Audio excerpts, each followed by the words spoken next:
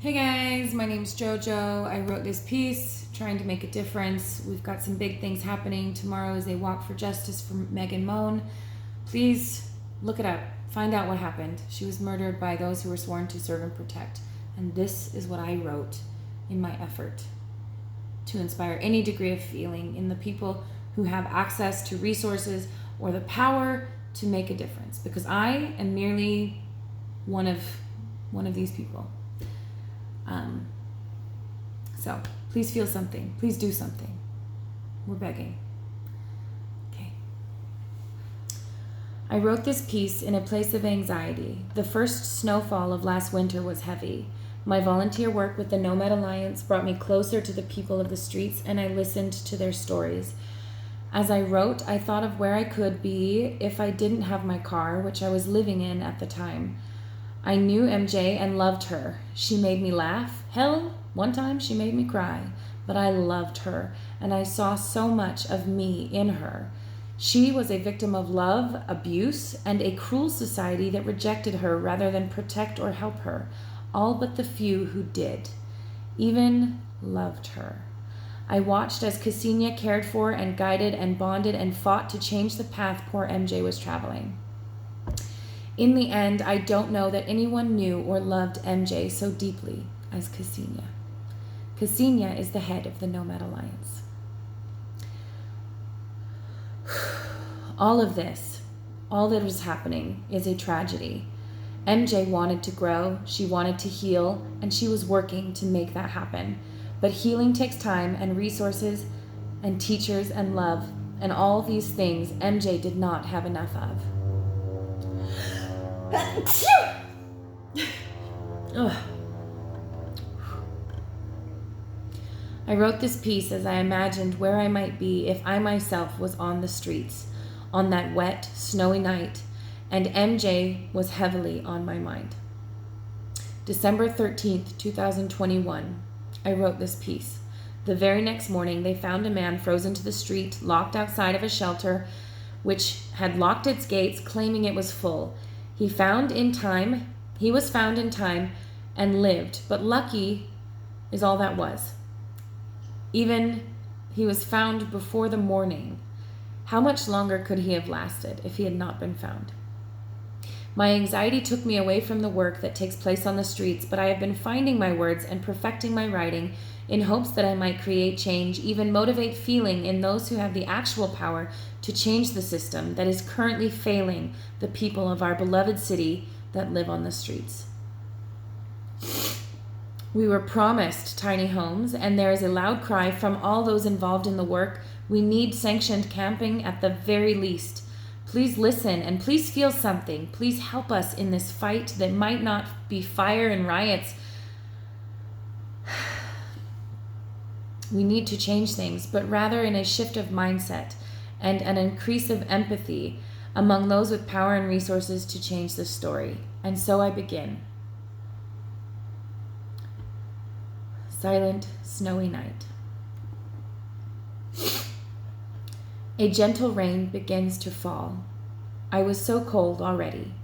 The shelters, I'm told, are at max capacity. Many of us remain on the streets. Police and high society have protected their public spaces, and there are few soft and safe places left for these vacant faces.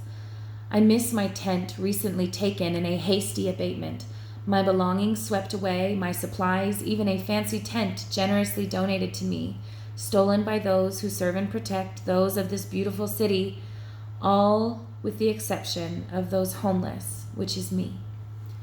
Wielding sanctioned power to make us go, nowhere specifically, just somewhere else, out of the way, out of sight, invisible. We hide, but they find us. They rape us of our meager supplies and leave us alone to fight and survive. The rain falls slightly harder now, icy on my skin. My mind races. I lost my home, even everything, but I do not feel deserving of this moment. Never planned to be homeless. My value is no less than it was as a child when they proclaimed I could be anything. I was loved, and the memory stings. I cannot be defined by this shit life I never chose to live. Where is the forgiveness? Where is grace? Why in my most vulnerable state can I not find peace of mind or kinder faces? Sleet, heavy, wet snow collects slowly atop the roads, the trees, my hair, and my clothes. My hands burn as the cold seeps in. Afraid, I crave warmth that would ease this Arctic numbness, that anything that would stop this pain. If only I could get dry. My eyes feel dry despite my saturated state, dehydrated and exhausted. I have no tears left to cry. I should start moving, get the blood flowing. I do not wish to die. I suck on my dirty fingers, trying to keep them warm. I fear to stay still, lest my fingers turn black and fall off. I hope to preserve my thumbs at the very least. How will I work without fingers or thumbs? I rise to my feet, my muscles scream as they pull and tense at the exerted energy and forced movement of warm blood back to my muscles. I try to remember how my belly once felt, delightfully full of warm, yummy things. My stomach retches at the memory, too empty to vomit, too tight and painful. I should find something edible to satiate the rumble and fuel my steps. Late and dark is the night as the snow continues falling. I have gathered my things and set off in search of shelter or a trash can that might harbor a bite to eat. Something is better than nothing, or so they say. It tastes like garbage either way. I need fuel if I am to stay moving and on my feet. The snow is thick, falling in glopping massive flakes, frozen raindrops, a downpour soft and floating prettily, for as menacing and dangerous as it is to those with nowhere to sleep.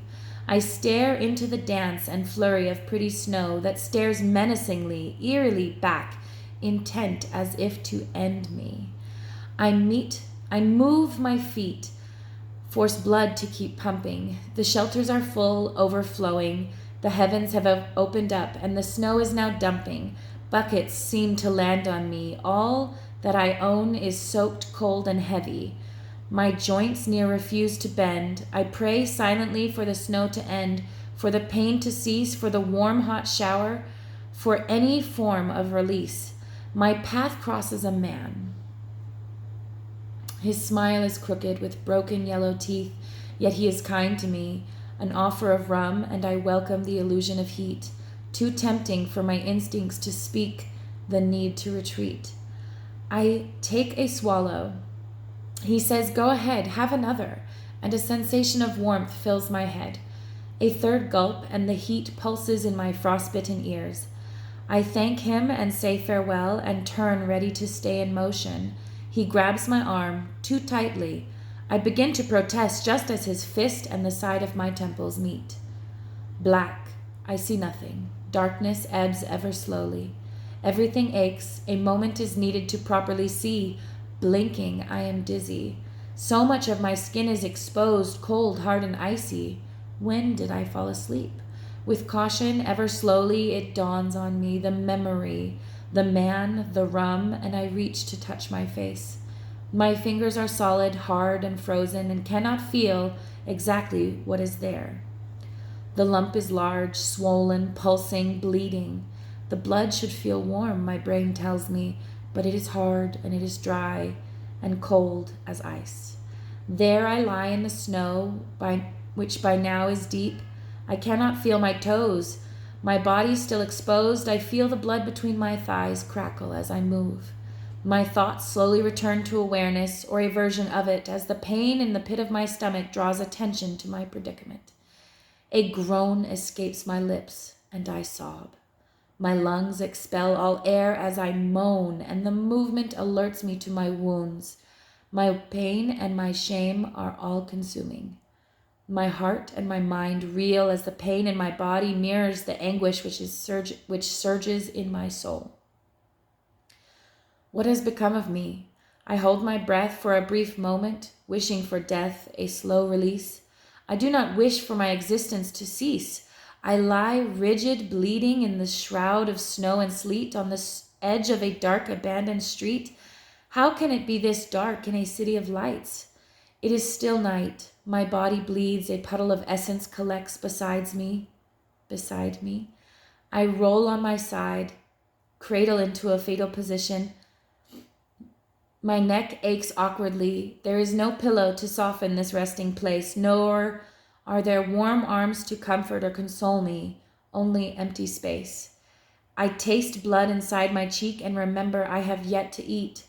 What exactly is the point? Am I refusing destiny by refusing to die alone in the streets? My spine is racked with pain, yet no longer shivering. The pain excruciating but slowly numbing. Awareness pulls on me. If I stay here, I will die. I do not want to live. Why? Do I want to live? Why? I feel empty, too frozen to cry. For some goddamn reason, despite my desperate prayer for release, I am not ready. I labor to lift my legs, heavy and numb, exhausted by exertion. I slowly rise, one frozen limb, joint and bone at a time. I return to my feet, which are too hard and frozen to feel, and I take a step. I must keep moving, motivated from within by some ethereal drive to live, despite the gargantuan weight of the raw depression and desperation. I am weak. I need to eat. My moving wounds flow freely now, open. The flow of fresh blood feels warm, and I am morbidly curious how even the memory of heat in this moment brings me a mild comfort. And now I believe I must truly be mad. I am straightening my clothing. The shame and pain ignite rage in me, and the adrenaline kicks in. A flicker of hope passes through me. Maybe this shot of endorphins is enough to save me. What if I could see a new day? I convince myself this hope is enough. I gather my wits and I pick up my stuff. I walk slowly. My body moves begrudgingly, angrily, craving sleep.